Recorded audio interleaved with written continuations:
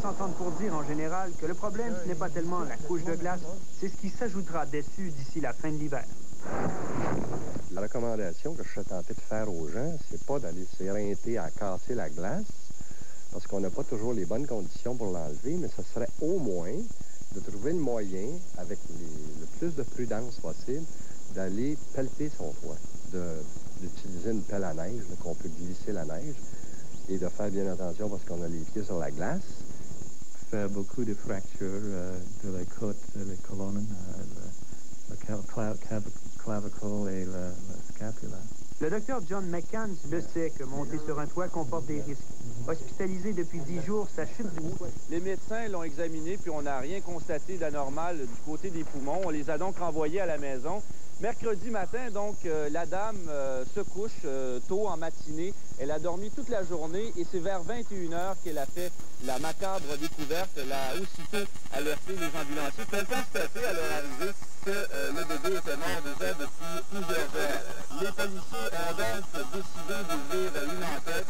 L'autopsie qui sera pratiquée sur le corps de l'enfant aujourd'hui ou demain.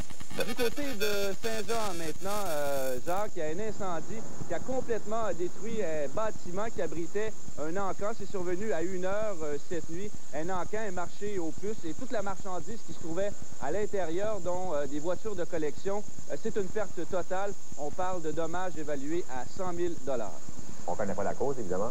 Non, ben, il est trop tôt pour le dire pour l'instant. Merci, Dominique. Au revoir. Et puis, on va aller du côté de Roberval maintenant, si vous voulez. Il y a eu un incendie là hier soir. Alors, Éric Lévesque, c'est un incendie dans une résidence ou un commerce? Bien, c'est en fait un poulailler, une résidence de poulet qui a pris en feu hier à Roberval. Ça a complètement détruit ce bâtiment. Les flammes ont pris naissance sur l'heure du souper. C'est la propriété de la coopérative régionale Nutrinor. À un certain moment, les flammes étaient si intenses qu'on a craint pour les bâtiments voisins. Autre problème qu'on avait, c'est qu'il n'y avait pas de borne fontaine à proximité. Donc, dû dresser des piscines temporaires pour pouvoir accumuler l'eau. Les pompiers de 2 localités voisines sont également venus porter assistance à ceux de Roberval. Heureusement, il n'y avait pas de poulet à l'intérieur du bâtiment. Alors, évidemment, les images sont assez éloquentes. C'est une perte totale, hein? C'est une perte totale. Plusieurs dizaines, voire même facilement 100 000 $. Il y avait 4 bâtiments. Il y en a un seul qui a brûlé, heureusement, même si les 2 autres étaient à proximité. Merci. Au revoir. Au revoir. Il y a le UR qui vole pas très haut non plus. Ah, vole très, très bas notre dollar, hein? 68,57 cents américains hier. Alors, c'est une baisse de 13 centièmes de points de cents par rapport à la veille. Alors, évidemment, les pressions se font fortes sur la Banque du Canada pour que la banque augmente ses taux d'intérêt pour raffermir le dollar, qui en a bien besoin, évidemment. Alors, évidemment, le problème, c'est que les investisseurs se débarrassent actuellement du dollar canadien parce qu'il est bas. Alors, plus on va s'en débarrasser, et plus encore il va baisser. Alors, écoutez bien cet expert là, qui nous donne un petit peu le point de vue des investisseurs à cet égard-là. Mais si on se place dans les souliers d'un investisseur étranger qui choisit d'investir en Amérique du Nord et qui... la qualité, le service, l'accueil, tout ça. Les prix peut-être un peu? Tout, oui, les prix. Par exemple, on peut déjeuner pour combien chez vous le matin? Un déjeuner complet, là, avec les fameuses taxes, 2,17. 2,17, c'est quoi un déjeuner complet? C'est 2 œufs bacon, patates, toast, café à volonté. Et qui sont vos clients qui viennent là, le matin comme ça? On en voit toutes sortes de clients. Ils viennent d'où, là? Partout. Eh bien, mais encore. Encore? Oui.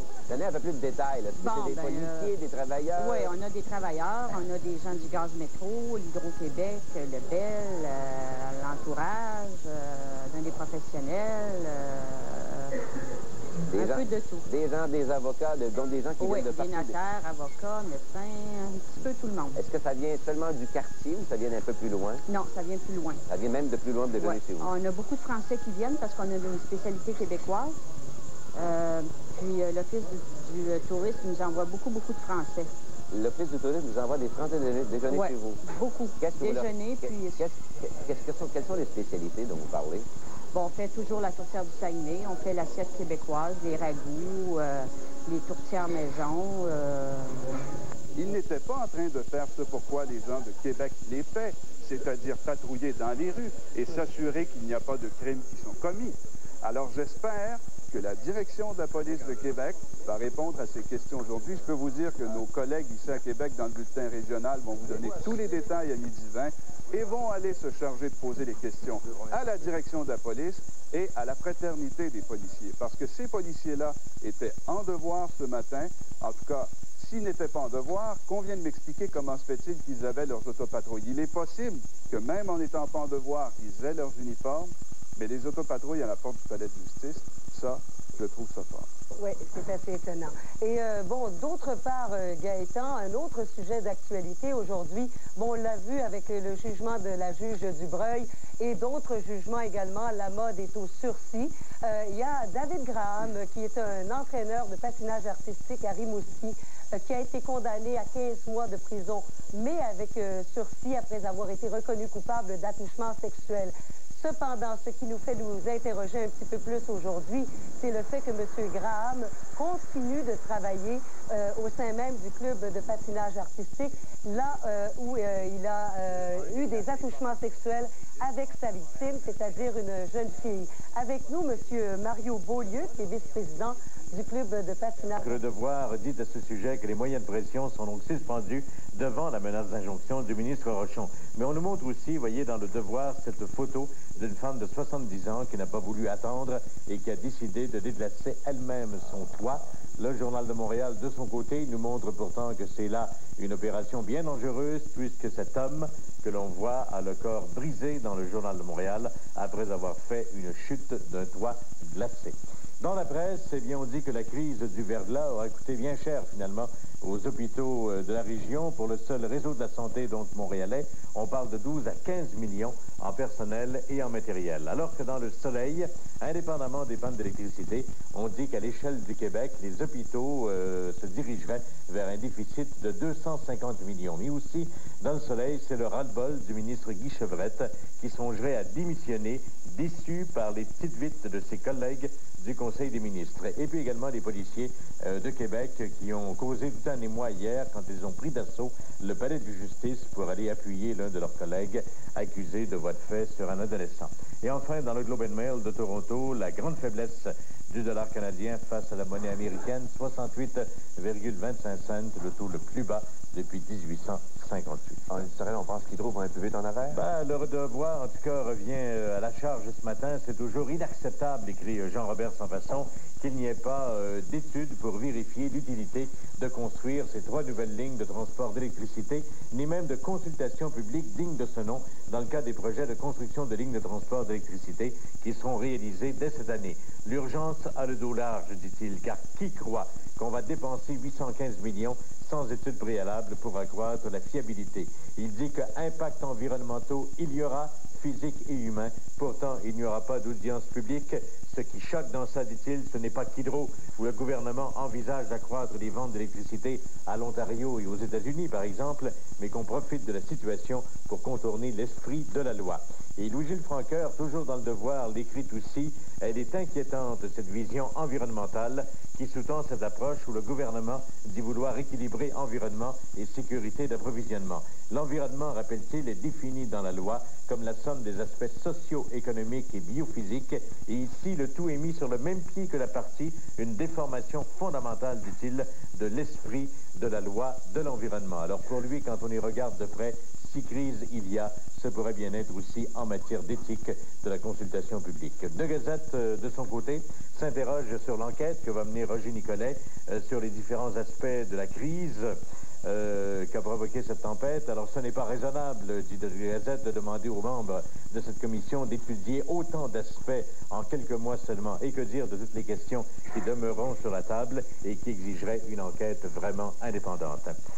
Après Alain Dubuc dans la presse hier, c'est Donald Charette ce matin dans Le Soleil qui donne raison au ministre Bernard Landry de garder la main sur le gouvernail. Oui, le verglas a bousculé la planification budgétaire du gouvernement, mais non, dit-il, il ne fallait pas renoncer pour autant au déficit zéro sous prétexte que la nature a frappé à nouveau.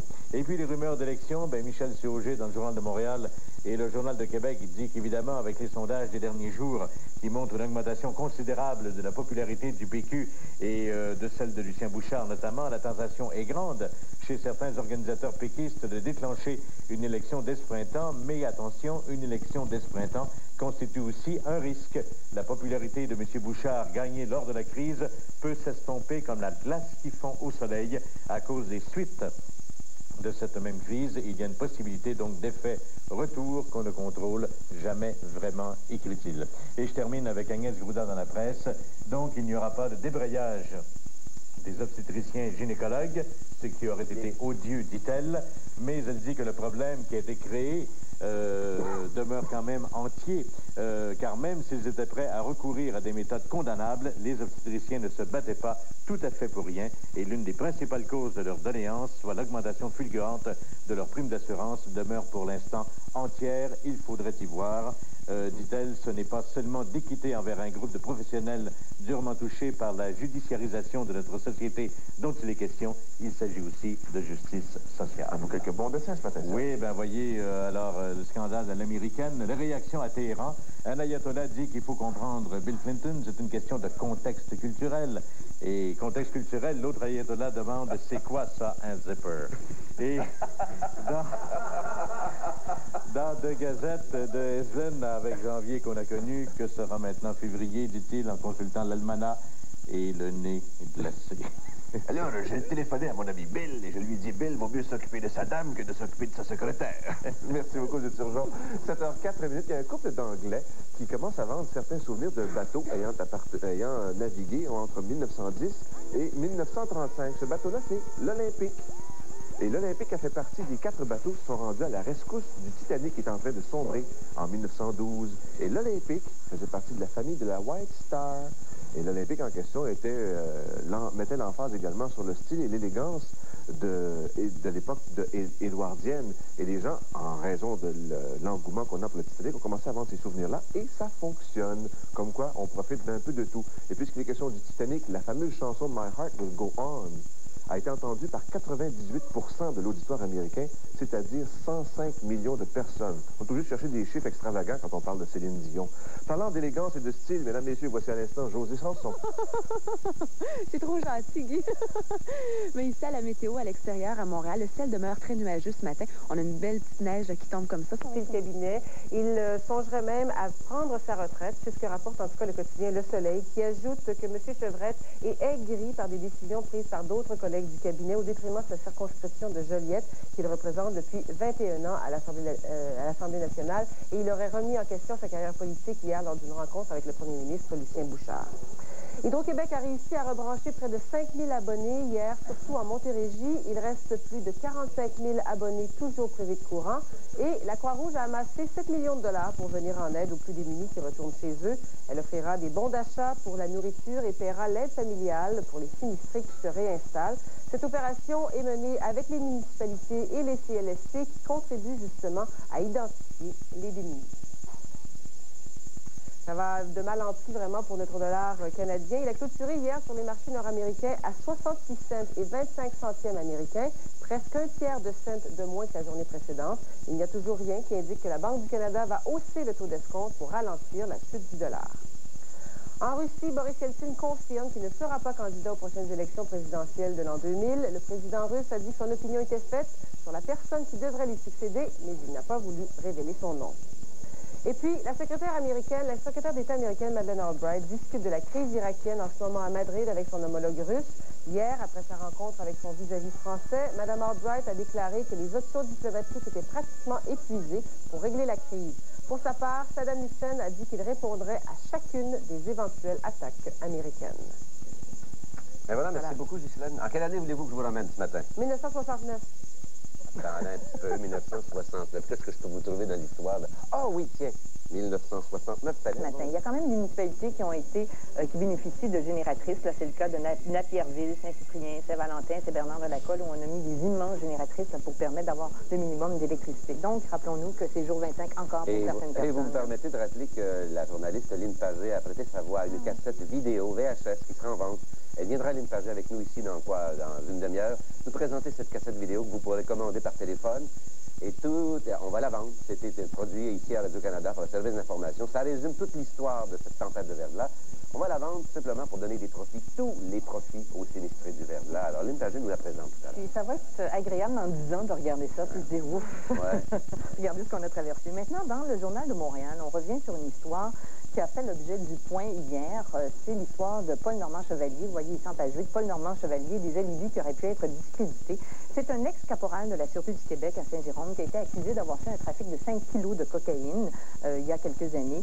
Il a été acquitté, je dois le dire, quand même en cours. Il a été acquitté sur la foi d'alibi. Et ce qui est intéressant, c'est qu'on s'aperçoit que la commission de déontologie policière, le comité de déontologie policière a fait enquête dans ce domaine-là et a détruit ces alibis. Entre autres, un des alibis, c'était le fait que ce n'était pas lui qui était sur place là, au moment de la transaction qui avait été faite par le biais d'informateurs codés dans la Sûreté du Québec. Non, dit-il, c'était son fils, Pascal, qui avait 18 ans à l'époque, qui menait l'opération. Il y a d'autres alibis aussi. Lui était parti prendre le thé avec sa femme à la suite d'un appel. Alors, donc, tous les alibis ont été défaits par la commission de déontologie et on s'attend maintenant à ce que la justice décide là, de soit reprendre le procès ou soit à ce moment-là de poursuivre les informateurs, puisqu'on ne sait pas encore qui a fait ce trafic-là. C'est pas Paul Normand-Chevalier. Les informateurs codés ont dit, qui nous accuse? On va s'arrêter ici, si vous permettez, à Québec. Nicolas Carrette nous y attend. Il y a de bonnes nouvelles pour nous. C'est vrai, de meilleures nouvelles. Pas de meilleures nouvelles, mais des nouvelles fraîches de toutes sortes de types. Alors, merci Anne. On va rencontrer Nicolas à Québec. Bonjour Nicolas Carrette. Bonjour Claude, mais des bonnes nouvelles. Pas des bonnes nouvelles, mais des nouvelles tout à fait récentes. Il y a d'abord une histoire de meurtre à Québec ce matin. Tout à fait. Ça s'est produit à Charlebourg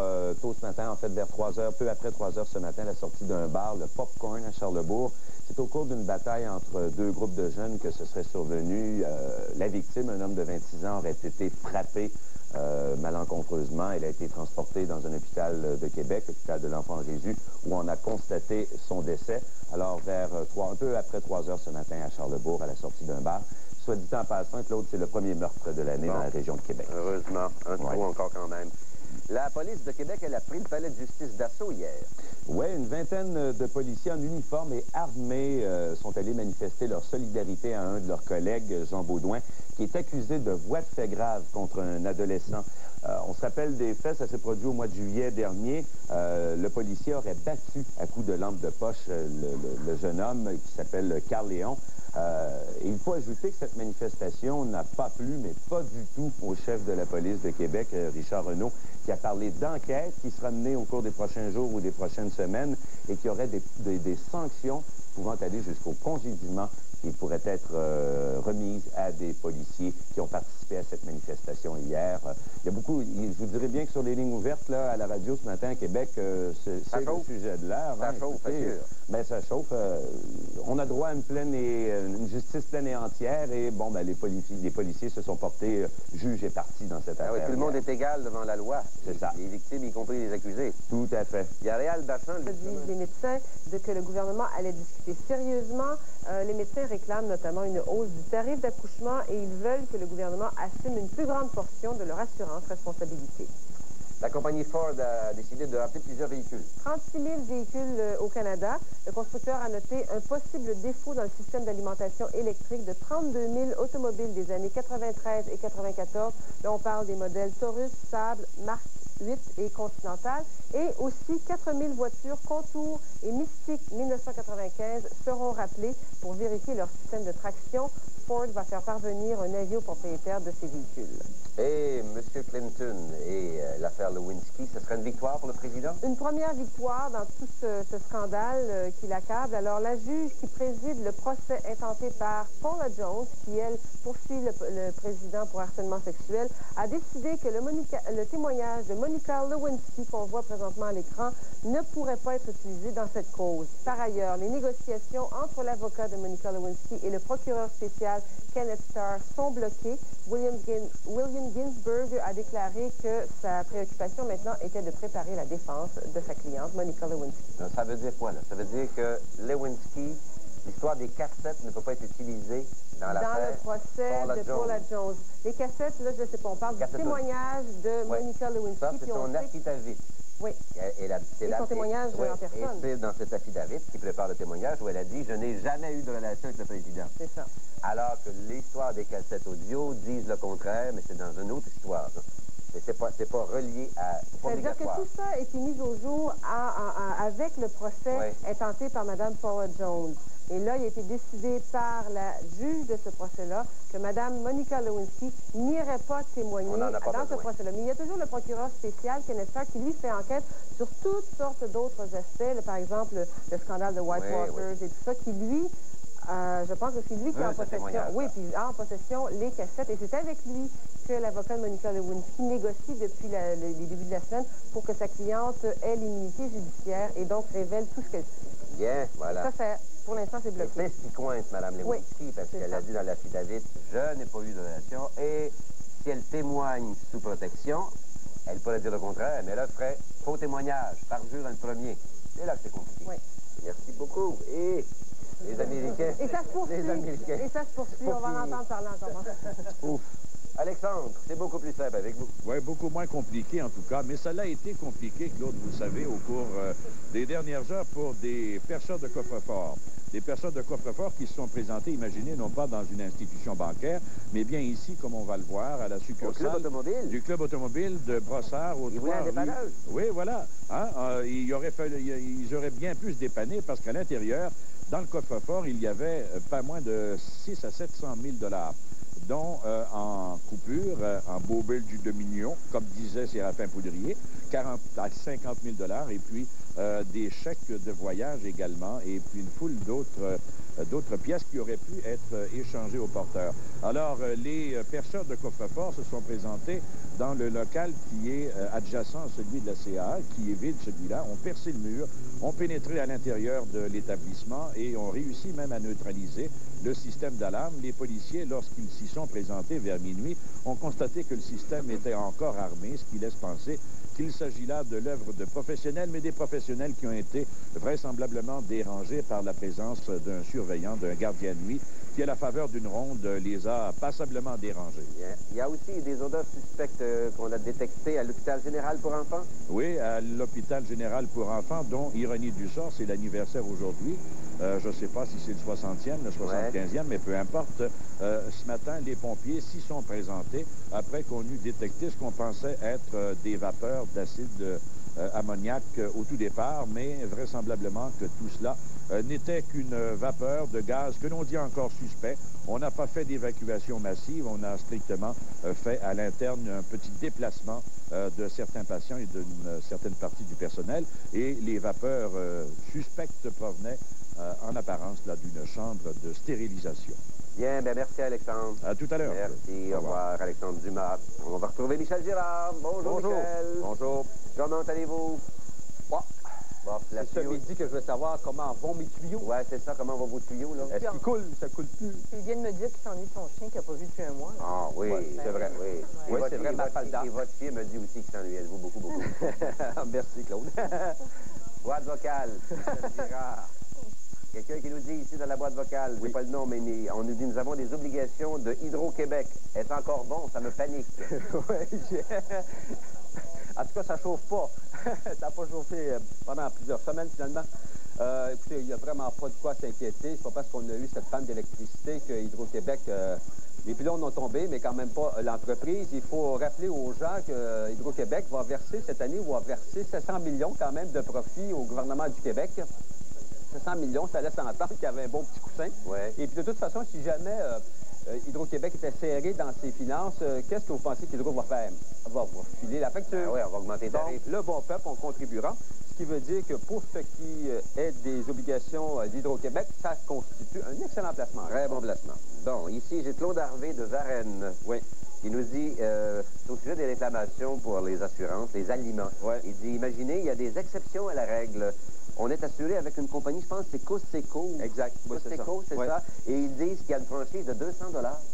Ben oui. Alors, je pense que la compagnie Coseco va être évitée parce que je pense qu'elle est la seule compagnie d'assurance qui exige une franchise sur la perte d'aliments, alors qu'il est clairement indiqué par le BAC, le Bureau d'assurance du Canada, qui représente tous les assureurs, qu'en principe, aucune compagnie d'assurance ne doit exiger une franchise sur la perte d'aliments. Mais cette compagnie-là, et entre autres HB Gestion Assurance, qui est le gros courtier, qui les assure. Je pense que c'est un courtier, comme dit M. Harvey, qui travaille plus pour les assureurs que pour les assurés, malheureusement. Voilà, alors, c'est donc à dénoncer.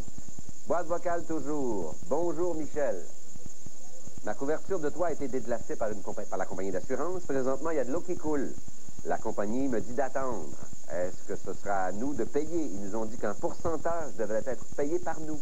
Mais là, ça, c'est faux, ça. C'est faux, ça? Alors, si ta couverture, donc, ça veut s'entendre que la personne a une police d'assurance tout risque. Ouais. Et puis, si la couverture coule et qu'il y a des dommages, c'est la compagnie d'assurance qui doit tout payer. Voyons donc, tu ne peux pas faire un espèce de pourcentage, dire c'est 50-50. On sent manifestement ici qu'on veut négocier du côté de la compagnie d'assurance. Oui. Ne vous laissez pas abattre. Denis Dubouchel nous dit, je suis assuré avec le groupe Commerce.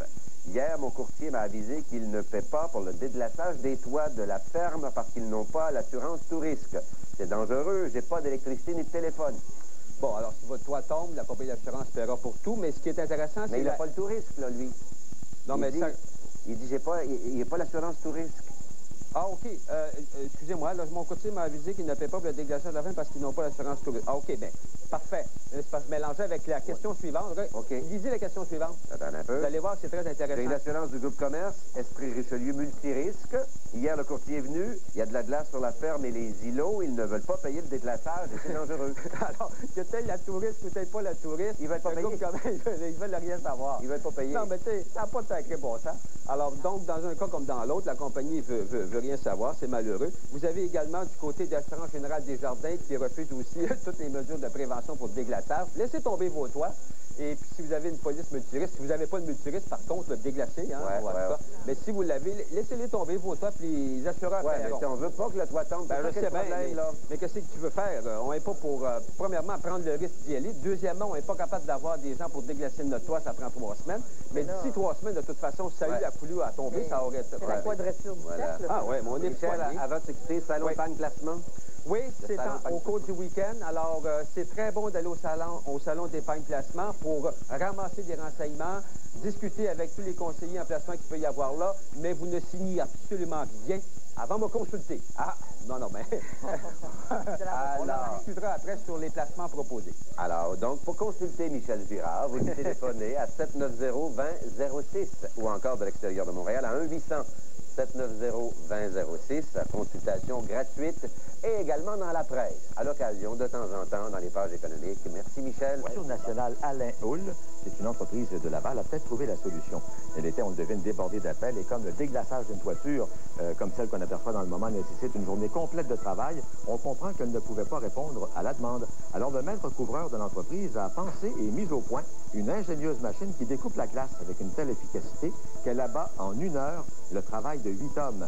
Alors, pour ce qui est de la toiture, aucun danger parce que la découpeuse laisse une légère couche de glace sur le revêtement du toit. Le danger d'accident est toujours là, c'est pour ça qu'il y a des experts. General Motors du Canada vous a présenté la bonne nouvelle TVA. Nous sommes accompagnés de personnes qui ont toutes de bonnes raisons de sourire. Ce matin, vous avez présenté un peu avant la pause M. Roger Deslandry, président éditeur de la presse, et M. Daniel Lamarre, président et chef de la direction du réseau TVA. Bonjour, messieurs. Bonjour. Première question, M. Landry, parce que ça a été annoncé ce matin dans votre quotidien d'ailleurs. Le programme de la personnalité de la semaine et le gala de la personnalité s'en vient au réseau TVA. Oui. Ce programme-là existe depuis combien de temps, M. Landry? 15 ans. 15 ans déjà. Oui. Et on a eu droit à des personnalités très bien connues, comme des héros obscurs.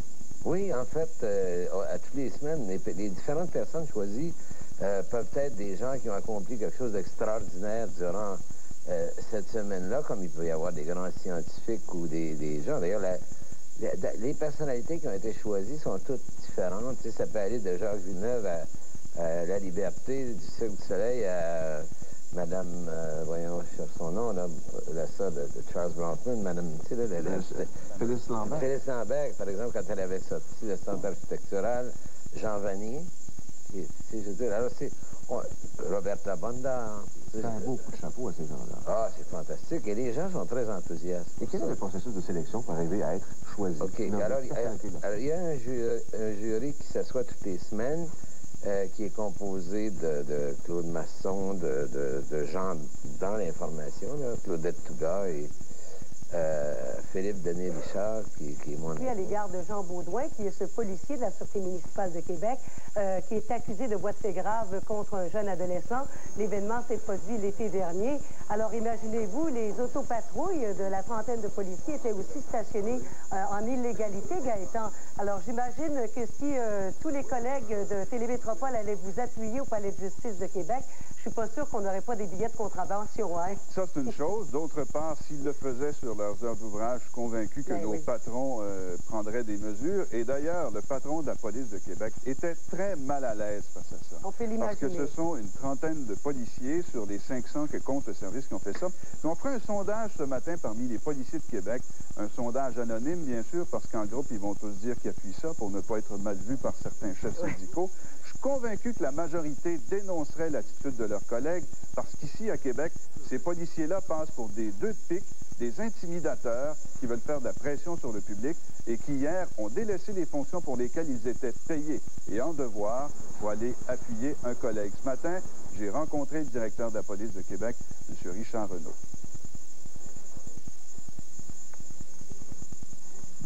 Hier matin, vous avez perdu le contrôle de vos policiers.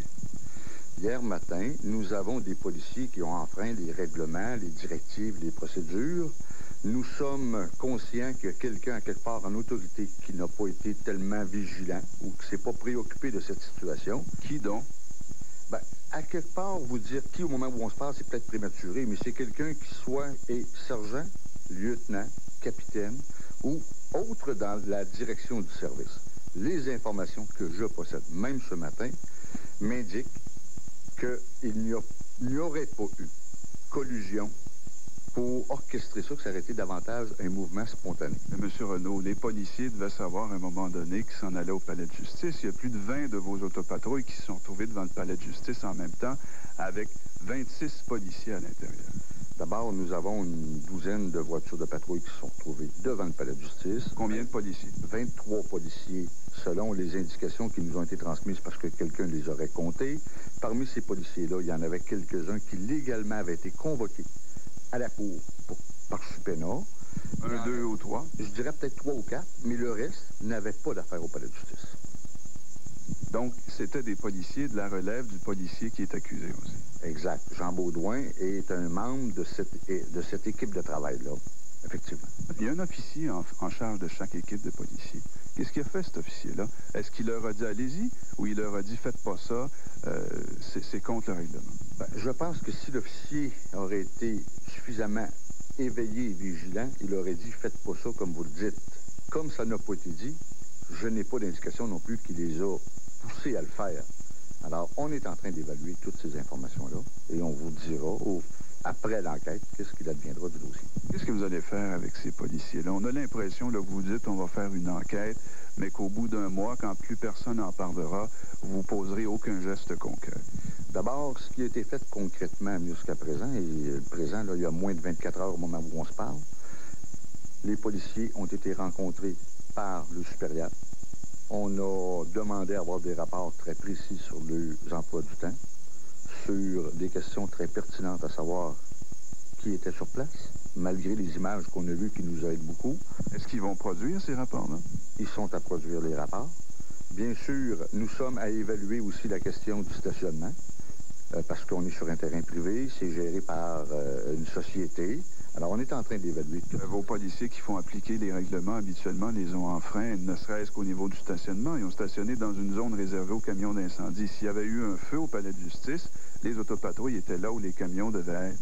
Effectivement. J'ai vu les images qui montrent effectivement que les voitures de patrouille étaient stationnées devant le palais de justice, à des endroits où, normalement, c'est prohibé pour certains espaces. L'impression qu'on a, c'est que vos policiers ont voulu lancer un message d'intimidation à la population qui sont censés être protégés. C'est-à-dire, si vous en attaquez un, vous nous attaquez tous. Faites-le pas.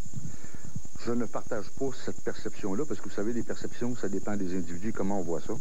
L'intimidation, les informations que je possède au moment où on se parle, font en sorte que les gens de la famille n'étaient pas sur place.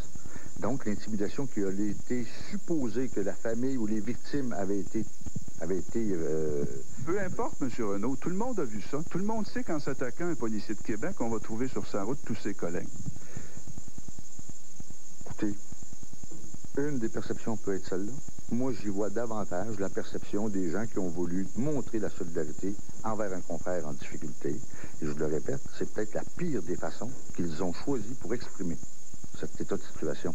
Parce que ça aurait été tout autre comme scénario si ces gens-là l'avaient fait en congé, l'avaient fait comme citoyens, l'avaient fait en dehors des heures de travail. Est-ce que, selon votre enquête, directeur, il y avait beaucoup de policiers en congé qui étaient là pour appuyer leurs collègues? Je pense que les chiffres qui m'ont été donnés, c'est 4 ou 5 qui étaient en congé, hors service, qui s'y sont rendus. Il n'y en a pas beaucoup, hein, en congé. Au travail, ça ne dérange pas de laisser un job, mais à la maison ou en ski, la solidarité est moins forte. Effectivement, c'est un constat que je fais. Il n'y en avait pas beaucoup qui étaient hors service au moment où on se parle. Hein, la solidarité, là, quand on est à la maison, quand c'est pas sur notre quart de travail, sur nos heures payées à 25 $, elle est pas mal moins forte à la police de Québec. Le leader du syndicat était là au palais de justice hier. Il s'est empressé de dire aux journalistes à quel point il était fier de ses troupes, de ce mouvement de solidarité, tout en disant que c'est pas le syndicat qui a organisé ça. On va regarder cet extrait. Ça, j'ai aucun commentaire à faire là-dessus. Je ne répondrai pas pour la direction du service de police, mais moi, me vous répondre pour le syndicat. Moi, je suis très fier des gars qui étaient ici, et des filles qui étaient ici ce matin. Est-ce que c'est un appel que vous leur aviez lancé? Absolument pas. Non? Absolument pas. Je pense que dans notre métier, parfois, il faut se serrer les coudes, on le fait le matin, je suis fier de ça. On a demandé à M. Durocher, Jocelyne, de venir à l'émission ce midi. M. Durocher a refusé. Moi, je l'ai senti mal à l'aise ce matin, parce qu'on peut défendre la solidarité, puis c'est important dans un corps de police. Mais hier, ces policiers-là avaient un travail à faire, patrouiller les rues. Il y a plus de la moitié, ou au moins la moitié très précisément, de tous les policiers en patrouille de Québec qui est au palais de justice hier matin. Alors, quand leur chef syndical vient nous dire qu'il est fier de policiers qui violent plusieurs lois, plusieurs règlements, ne serait-ce que le stationnement, qui vont intimider des gens, bien, c'est ça, être fier de ces policiers, le comprendre, d'avoir peur à ses culottes, de trouver une bonne raison pour pas venir à Julien en direct ce midi. On peut se permettre de comprendre des raisons pour lesquelles il est mal à l'aise, mais parce que justement, il n'y a aucune excuse finalement. D'autre part, Gaëtan, vous ne le savez peut-être pas, beaucoup de gens ne le savent pas, mais depuis le printemps dernier, au moins, il y a certaines caisses populaires Desjardins qui imposent des frais de 3 $ à leur clientèle qui ont un compte bancaire inférieur. Direction régionale dans l'espace d'un an et demi. Le transport s'est fait correctement, discussion, je l'avoue, on s'en convient, mais les autres, sans avis, ça n'a pas de bon sens. Ça se fait pas, ça, dans une équipe. Je peux pas tolérer ça, et je peux pas tolérer ça pour mes électeurs. Oui, puis il en parle à ceux à qui ça... Est-ce qu'il en pointe directement des ministres?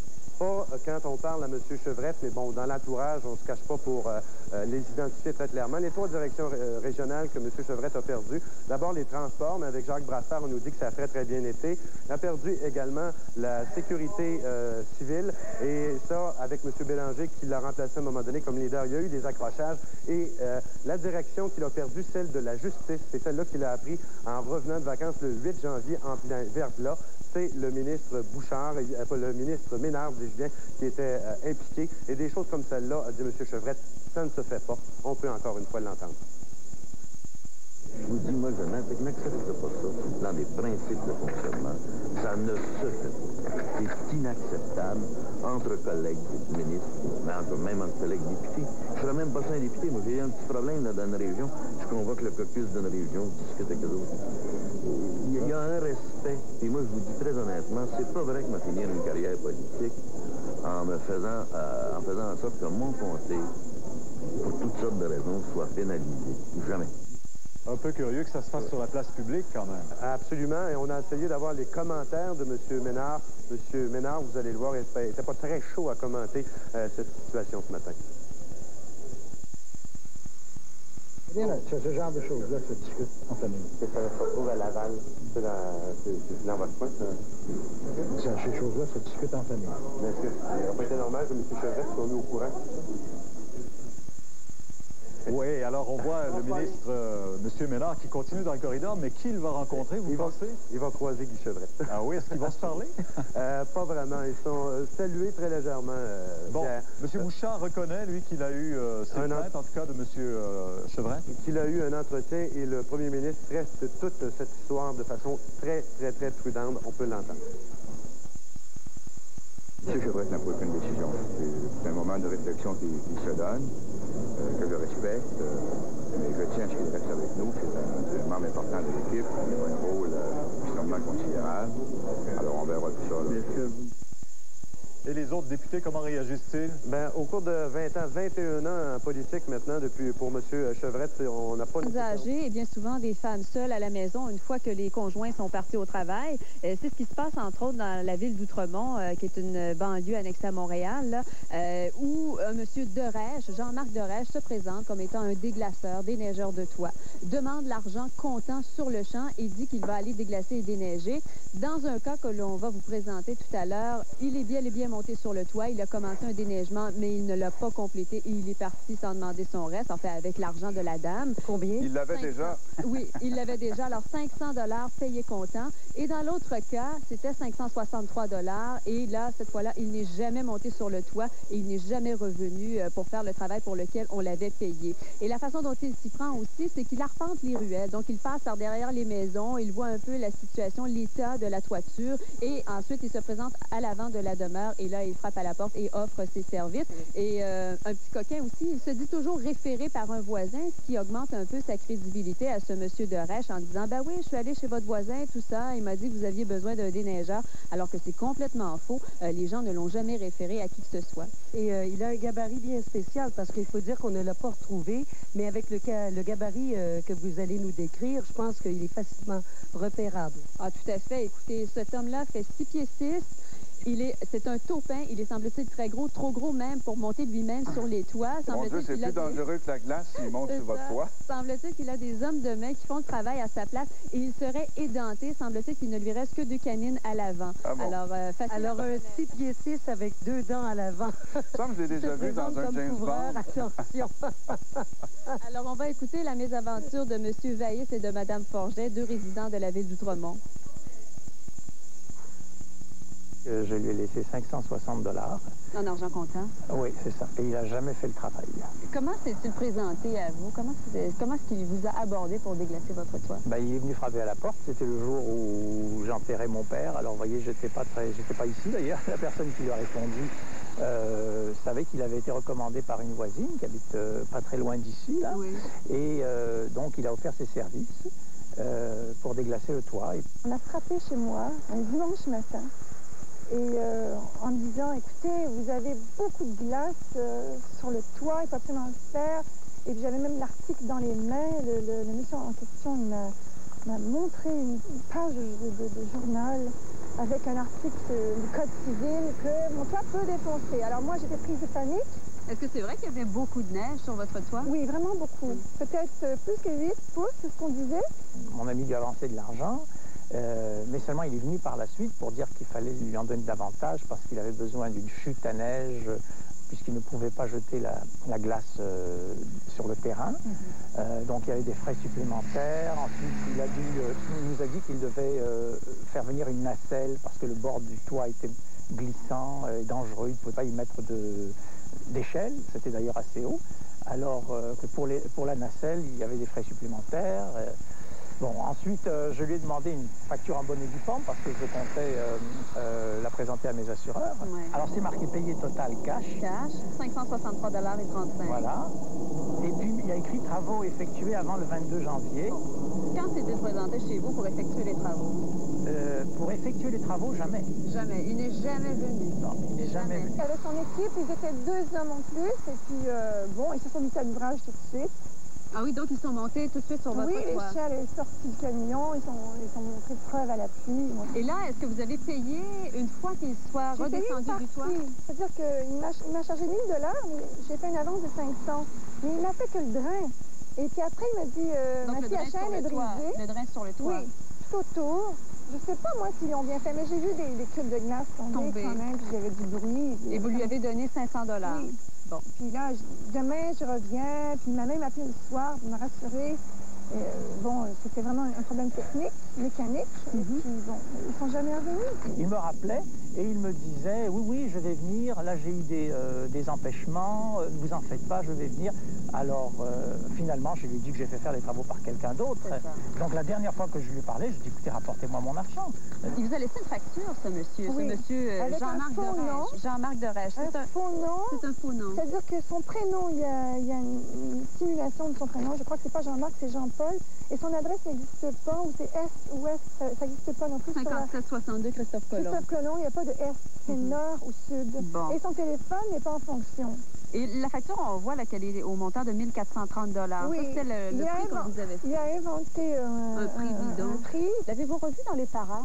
Oui, il rôde dans les parages. Il y a des gens... sa camionnette est brune, elle est assez reconnaissable. J'ai même le numéro de plaque maintenant. Et il y a plusieurs personnes qui m'ont dit qu'on l'a vu rôder dans les parages, oui. Dans les rues d'Outremont. Il propose encore ses services pour déglacer les toits. Alors, Caroline, vous avez essayé de l'attraper. Malheureusement, comme on n'a pas la bonne adresse, le bon numéro de téléphone sur les factures qu'il a fournies à ses clients, on le cherche encore. Oui, on le cherche encore et j'ose espérer qu'on pourra lui mettre, comme on dit, le grappin dessus dans le courant de la semaine prochaine. Mais chose certaine, pour les gens qui habitent dans le secteur d'Outremont et un peu partout sur l'île de Montréal, soyez prudents, faites attention. 6 pieds 6, un taupin, édenté, qui Alors propose donc, ses services. s'il y a un homme qui se présente chez vous et que vous le regardez comme ça et qui vous dit « Est-ce que je peux arranger votre couverture, s'il vous plaît? » Faites attention. Oui, tout à fait. Merci, Caroline. Et il y a sûrement des précautions à prendre de toute façon quand on veut faire déglacer un toit, Gaëtan. Ça, c'est sûr. Et avec nous, M. Claude Jacques, qui est le directeur technique des maîtres couvreurs de l'Association des maîtres couvreurs du Québec. Bonjour, M. Jacques. Bon, M. Jacques, 500 et même 1 000 $, parce que là, c'était un acompte, 500 $. Est-ce que c'est pas exagéré un peu en partant de charger des frais comme ceux-là pour déneiger un toit? Le 500 $ peut être raisonnable, dépendamment des travaux qu'il a exécutés. Dans le reportage qu'on a entendu, il parlait que l'entrepreneur a seulement déglacé le drain et ces choses-là. Ça, pour faire un travail comme celui-là, oui, c'est exagéré. Déglacer, vérifier l'épaisseur de la glace ou de la neige sur le toit, nettoyer le drain de façon à s'assurer que le drain soit fonctionnel au cas où il viendrait de l'eau, de pluie ou des choses comme ça. Ça peut coûter, d'après moi, 250 $ aux autres. Comment on peut prévoir si on fait affaire à un vrai ou un faux couvreur? Bon, nos couvreurs actuellement, d'abord, une chose sûre et certaine, que nos couvreurs ne font pas de félicitations. Donc, s'il y a quelqu'un qui se présente à votre porte, il vous dit « je suis couvreur, je peux vous aider », là, en partant, c'est pas bon. Ben, je veux dire, c'est à vérifier parce que les couvreurs sont tellement occupés. Si Dame Nature a été capricieuse au cours des dernières semaines, elle a fait un beau cadeau aux familles hier. On ne pouvait pas rêver d'une plus belle journée pour l'ouverture de la fête des Neiges. Carnaval Souvenir, parce que les événements qui sont comme ça depuis des années au cœur des gens, ça devient traditionnel. Alors souvent, ça devient une fête de famille aussi. Souvent, on va y aller en famille, on va aller à s'écrier, on va y aller avec toute la famille, on va se réchauffer, on va aller dans les différents sites parce que c'est un peu partout à Chicoutimi. Il y a différents événements, différents sites pour le Carnaval Souvenir de Chicoutimi. Il y a une nouveauté depuis l'an dernier qui est le gala d'ouverture. Ça, c'est une grande fête où toute la population est invitée au Centre Georges Vézina. Cette année, il y aura la bottine souriante qui sera là. Là, on pourra danser, se réchauffer. Et ce qu'il y a de particulier, c'est 3 $. 3 $ pour voir la bottine souriante. Hey, est-ce qu'on s'habille en vêtements d'époque? Oui, souvent, oui. La plupart des gens s'habillent en vêtements d'époque. On invite les gens à le faire. C'est pas nécessaire. Mais évidemment, ça ajoute à la féerie, ça ajoute à l'engouement. Il s'est mis devant le porteur de ballon qui est extrêmement bien bloqué. Il a même bloqué 2 joueurs là-dessus. Oui.